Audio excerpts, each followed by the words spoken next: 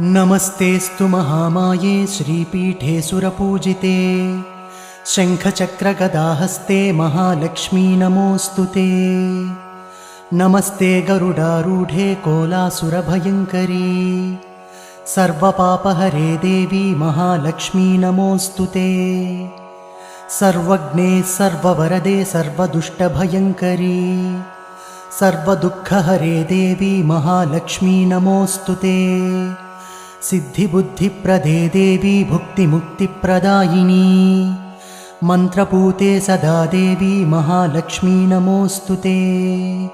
आद्यन्तरहिते देवी आदिशक्तिमहेश्वरी योगज्ञे योगसम्भूते महालक्ष्मी नमोऽस्तु ते।